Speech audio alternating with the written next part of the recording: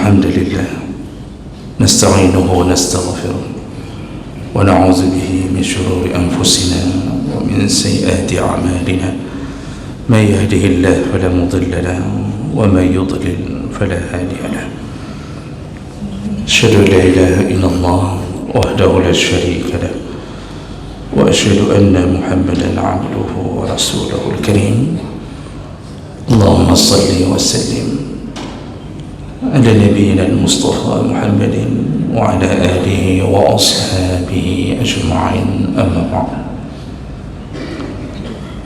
رب اشرح لي صدري ويسر لي أمري واحلل عقدة من لساني يفقهوا قولي.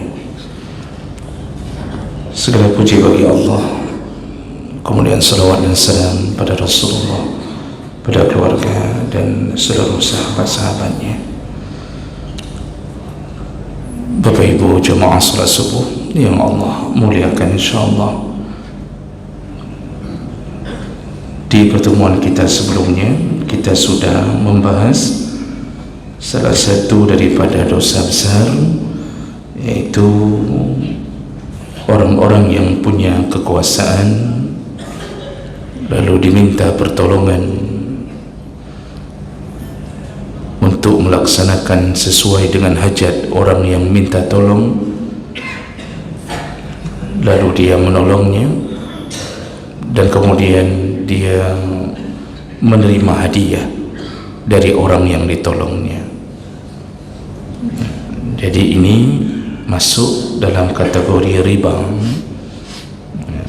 karena di saat seperti itu dia berkuasa untuk menolong dan mengubah keadaan.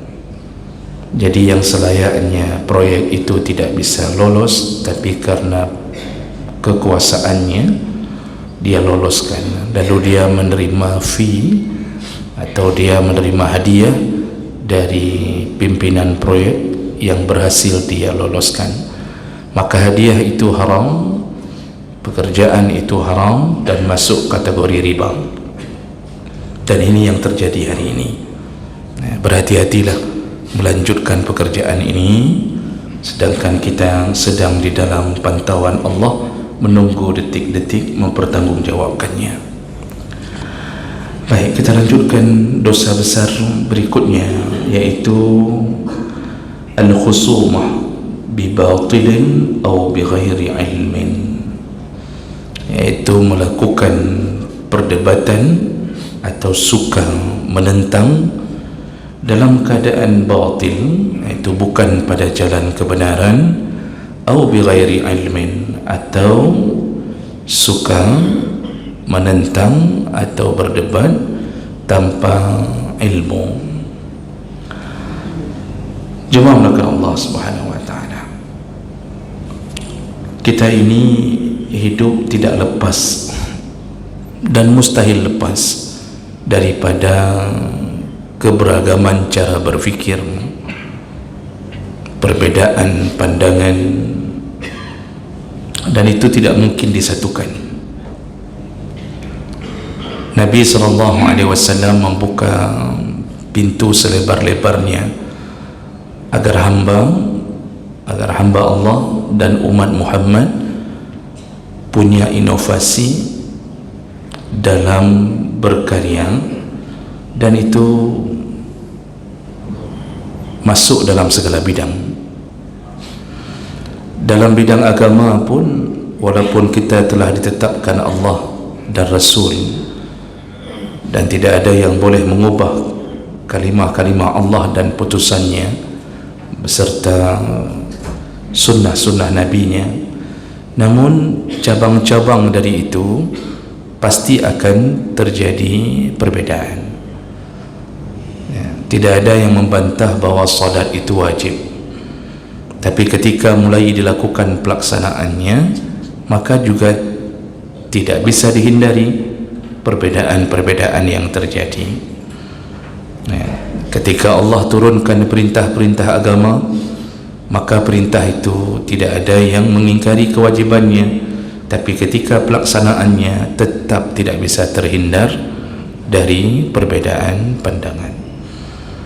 Salat itu wajib, Tapi apakah duduk tasyahud, duduk tawarruk, atau duduk iftirash? Berbeda pandangan, Pak. Apakah ketika menunjuk jari digoyang-goyang atau ditetapkan? Perbedaan pandangan. Apakah subuh ada kunut atau tidak ada kunut? Itu juga terjadi perbedaan pandangan.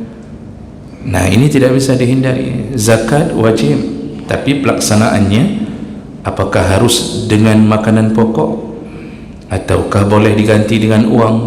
Itu pun terjadi perbedaan pandangan.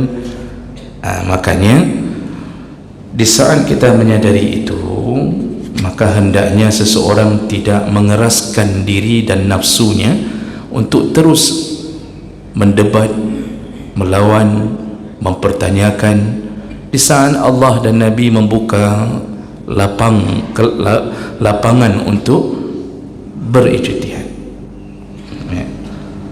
Nabi mengatakan, man ijtahada, barang siapa yang berijtihad lalu fa asaba, benar dalam ijtihadnya, falahu ajran, maka dia dapat 2 pahala. Dan barang siapa yang berijtihad fa akhta, lalu salah dalam ijtihadnya, falahu ajrun, dia dapat pahala 1. Yang masuk neraka tak ada. Yang kunut insya-Allah masuk surga, yang tidak berkunut pun insya-Allah masuk surga. Jadi sederhana, Pak. Yang jadi masalah apa?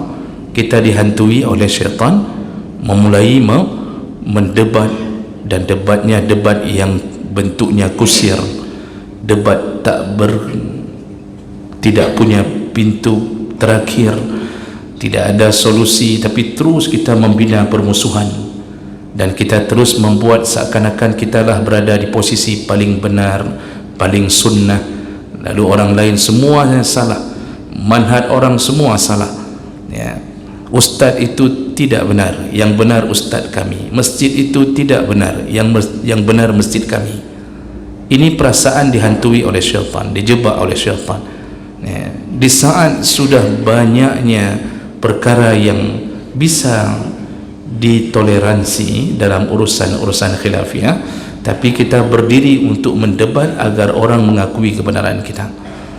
Ya. Dan disinilah kita kemudian terbentuk menjadi profil-profil yang begitu fanatik, begitu sangat intoleran terhadap pandangan-pandangan yang berbeda. Nah, jemaah melakukan Allah Subhanahu Wa Taala. Makanya kebiasaan ini Allah ancam. Allah ancam, apalagi sampai mendebat ayat-ayat Allah, seperti yang dilakukan oleh orang-orang kafir, orang-orang munafik dari masa Nabi SAW. Allah Subhanahu Wa Taala menyatakan dalam surat Al-Baqarah ayat 204 sampai 206, Allah katakan, wa minan nasi may yu'jibuka qawluhu fil hayatid dunya wa yushhidu Allah ala ma fi qalbihi wa huwa aladdul khisam. Kata Rasulullah, kata Allah, Muhammad, engkau akan mendapatkan orang-orang yu'jibuka qawluhu, orang-orang yang paling pintar bersilat lidah. Jadi engkau akan takjub melihat orang-orang yang pintar sekali berbicara, berargumen, memberi gagasan, melawan sebuah pendapat. Engkau akan dapatkan orang itu, kata Allah. Wa yushhidullah ala ma fi qalbih, lalu dia mempersaksikan bahwa di dalam hatinya semua karena Allah. Jadi dia lakukan perdebatan itu, dia bilang ke orang, ini karena Allah, ini karena saya lakukan demi mempertahankan ayat Allah. Jadi dia mempersaksikan seakan-akan Allah dah yang menjadi tujuan perdebatannya. Wa huwa aladdul khisam, padahal dia sedang menjadi profil aladdul khisam, yaitu orang yang paling kuat menentang Allah. Jadi orang kafir ketika berhadapan dengan Nabi memutar bahasa, kemudian mempertanyakan dengan keinginan menjatuhkan, lalu kemudian di ujung-ujung setelah mereka tanya ini tanya itu, mereka mengatakan Muhammad itu hanya tukang sihir, Muhammad itu orang gila, innahu la majnun, Muhammad itu yang tadi berdebat hanya untuk menampakkan kepintarannya saja, ya. Jadi ini perkara yang kadang-kadang kita harus berhati-hati untuk menghindarinya, ya. Karena ada tipikal seperti ini. Dan Nabi SAW telah menyatakan di dalam hadis riwayat Bukhari Muslim, abghadur rijal ila Allah Ta'ala al-aladul khasmi ay kathirul khusumah. Seburuk-buruk manusia atau paling dibenci manusia oleh Allah adalah mereka yang aladul khisam, mereka yang menegakkan perdebatan untuk melawan Allah. Di akhir zaman banyak muncul para munafikin yang pintar berkata-kata, tapi tujuannya untuk membuat kabur seakan-akan Islam itu tidak benar. Lalu mereka berusaha untuk menegakkan seakan-akan di luar Islam pun ada kebenaran. Maka muncullah model-model pemahaman pluralisme bahwa semua agama itu benar.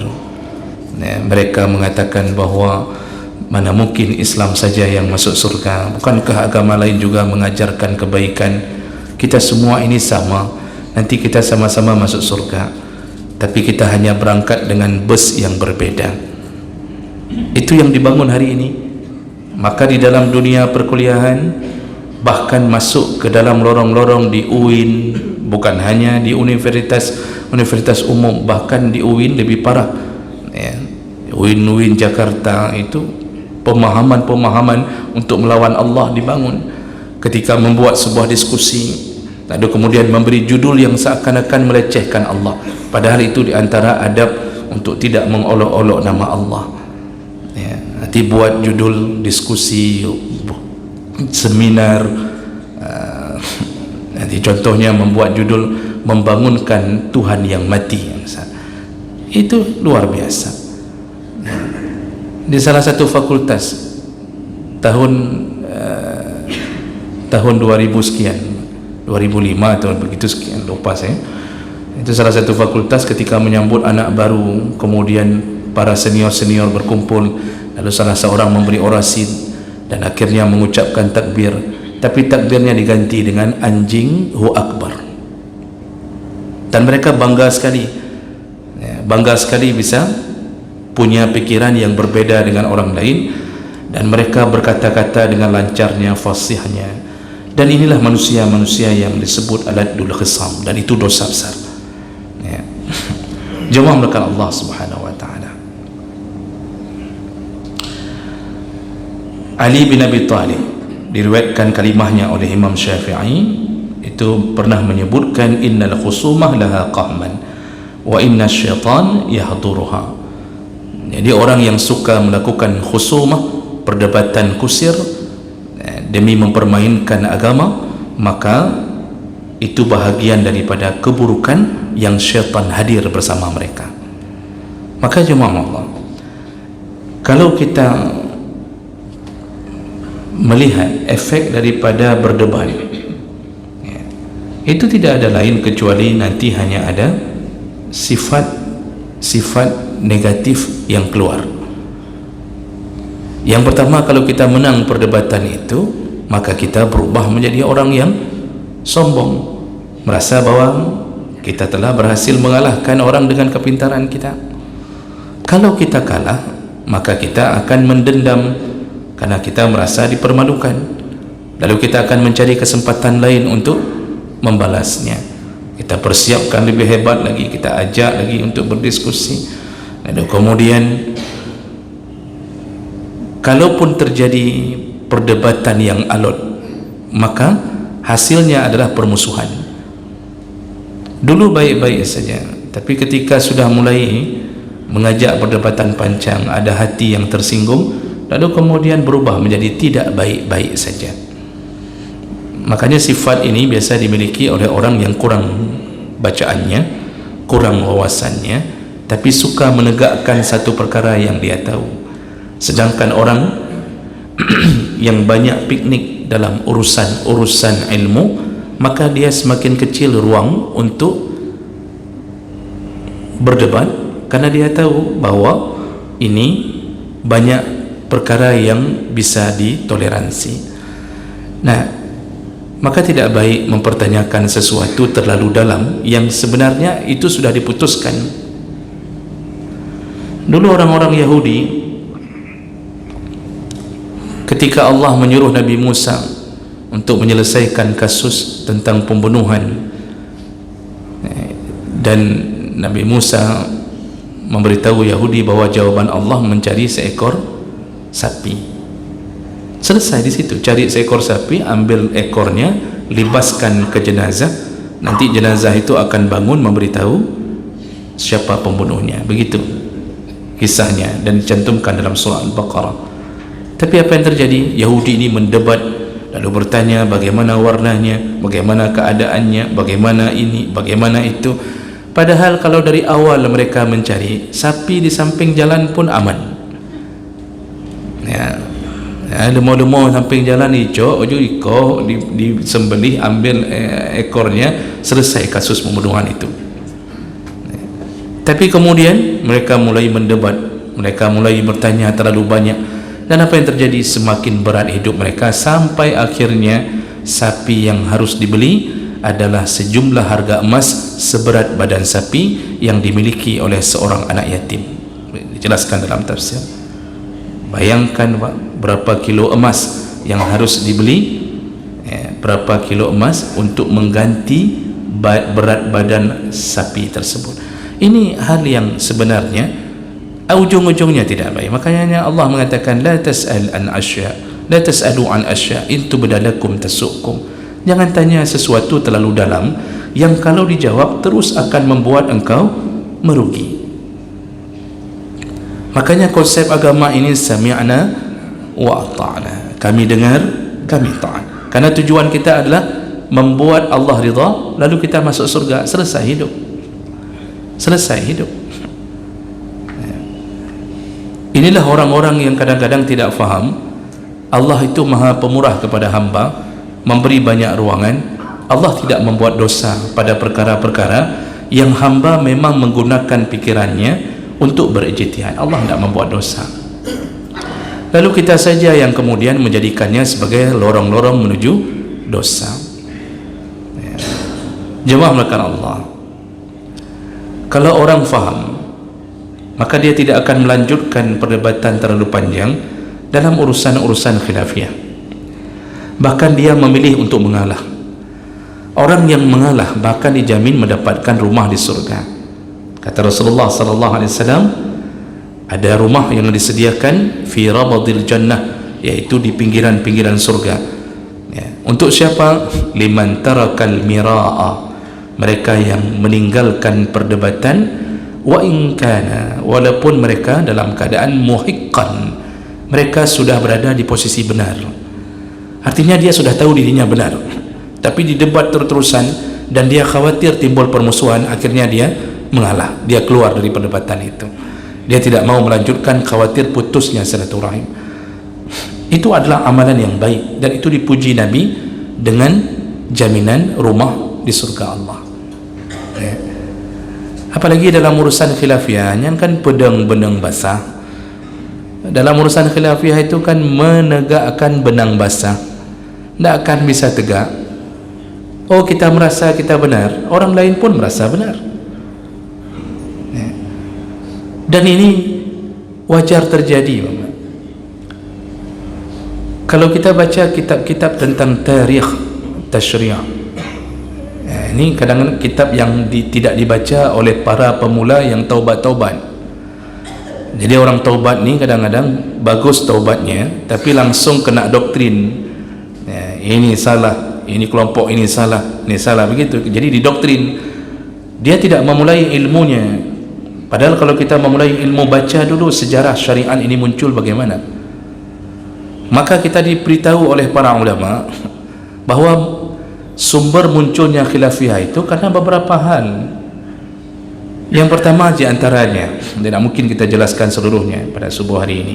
Di antaranya ada yang model terjadi khilaf karena berbeda-beda memahami maksud ayat dan hadis.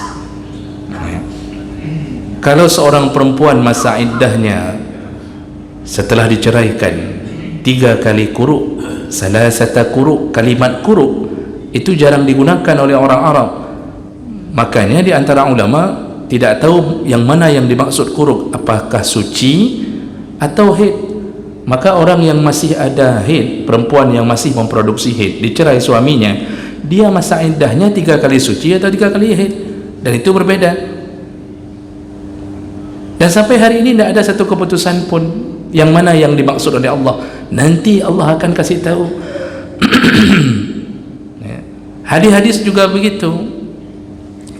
Jadi kadang-kadang permasalahan timbul, kalimah-kalimah ayat dan hadis yang kemudian karena ragam makna menimbulkan perbedaan. Ketika kita bersentuhan dengan perempuan, dalam mazhab Syafi'i batal wudunya, dalam 3 mazhab lain tidak batal. Mazhab Hambali mengatakan kalau diiringi syahwat batal, tidak diiringi syahwat tidak batal. Dan semua berdalil, hanya berdalil dengan sumber perbedaan karena beda memahami kalimat aula mastumun nisa. Menyentuh perempuan itu apakah sentuh kulit ataukah menyentuh dengan maksud hubungan suami isteri. Hanafi, Maliki mengatakan hubungan suami isteri yang dimaksud. Jadi habis wuduk baru batal kalau berhubungan suami isteri. Imam Syafi'i mengatakan tidak, lamasa itu artinya kulit dengan kulit. Maka dalam mazhab Syafi'i kulit dengan kulit bisa batal wuduk. Imam Hambali kemudian mengambil makna di tengah. Kalau syahwat batal, tidak syahwat tidak batal. Itu tidak bisa ditegakkan sampai hari ini. Hanya kita saja yang kemudian mempersulit masalah.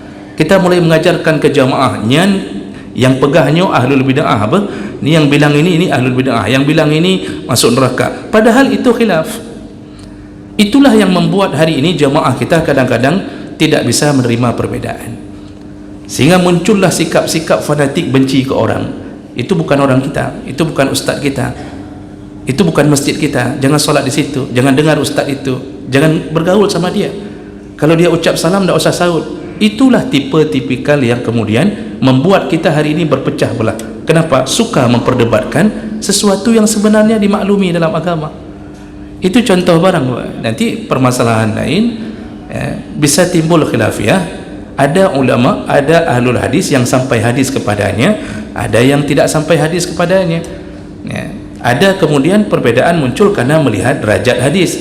Menurut Imam Fulan sahih, menurut imam yang lain tidak sahih.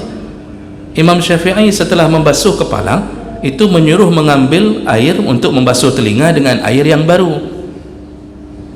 3 mazhab lain membolehkan langsung dari kepala untuk menyapu ke telinga.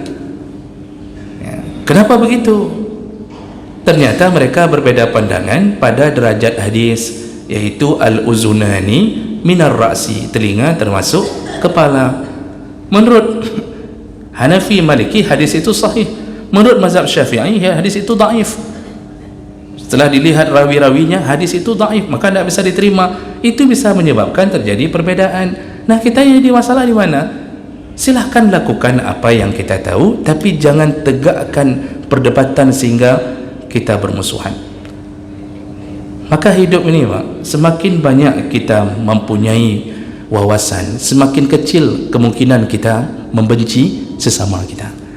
Hanya kahana mupu baru taubat baru 5 bulan benci ke gom tabahnya. Kita yang sudah belajar dari kecil dari pesantren apa saja kita pelajari itu tidak didengarnya. Kenapa? Kena doktrin. Nah, inilah hal-hal yang paling berbahaya. Maka insya-Allah Muhammadiyah dalam surga, insya-Allah NU dalam surga, insya-Allah Wasliyah dalam surga. Jadi yang masuk neraka siapa? Ya Yahudi dan Nasrani lah. Mana ada lain. Jadi kalau sudah begitu apa urusan kita? Tidak ada masalah. Oh nanti masalah perkara-perkara yang banyak sekali, nikmati saja. Yang jangan membenci sesama mukmin, karena itu akan menyebabkan terbukanya pintu neraka. Demikian, mudah-mudahan kita tidak terlalu mendalam dalam urusan menegakkan perdebatan kusir yang tidak bermanfaat. Subhanakallahumma bihamdik, asyhadu an la ilaha illa anta, astaghfiruka wa atubu ilaik. Wassalamualaikum warahmatullahi wabarakatuh.